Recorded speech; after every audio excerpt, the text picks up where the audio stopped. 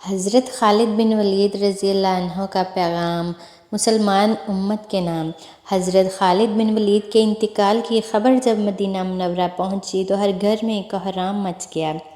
جب حضرت خالد بن ولید رضی اللہ عنہ کو قبر میں اتارا جا رہا تھا تو لوگوں نے یہ دیکھا کہ آپ رضی اللہ عنہ کا گھوڑا اشجر، جس پر بیٹھ کے آپ نے تمام جنگیں لڑی، وہ بھی آنسو بہا رہا تھا۔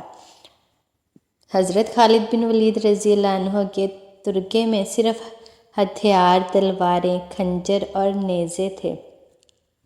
ان ہتھیاروں کے علاوہ ایک غلام تھا جو ہمیشہ آپ کے ساتھ رہتا تھا۔ اللہ جل جلالہ کی یہ تلوار، جس نے دو عظیم سلطنتوں روم اور ایران کے چراغ بجھائے، وفات کے وقت ان کے پاس کچھ بھی نہ تھا۔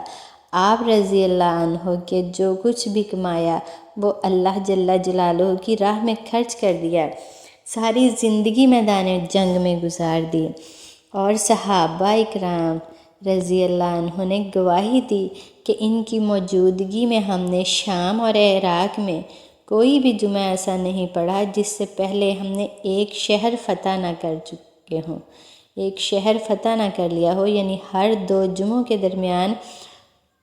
جمعوں کے درمیان ایک شہر ضرور فتح ہوتا تھا۔ بڑے بڑے جلیل القدر صحابہ اکرام رضوان اللہ علیہ اجمعین نے حضور سے حضرت خالد بن ولید رضی اللہ عنہ کے روحانی تعلق کی گواہی دی۔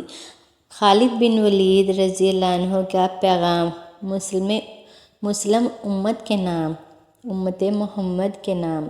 موت لکھی نہ ہو تو موت خود زندگی کی حفاظت کرتی ہے۔ موت لکھی نہ ہو تو موت خود زندگی کی حفاظت کرتی ہے۔ جب موت قدر ہو تو زندگی دوڑتی ہوئی موت سے لپٹ جاتی ہے۔ زندگی سے زیادہ کوئی نہیں جی سکتا اور موت سے پہلے کوئی مر نہیں سکتا۔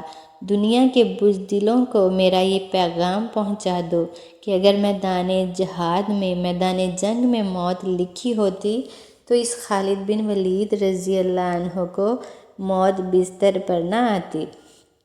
آپ رضی اللہ تعالیٰ عنہ نے فرمایا، اس پیغام کو اس دور میں ہر مسلمان کو ضرور پڑھنا چاہیے اور حضرت خالد بن ولید رضی اللہ عنہ کے قول کا وقتاً فوقتاً دہراتے رہنا چاہیے تاکہ ہمارا ایمان تازہ ہو جائے۔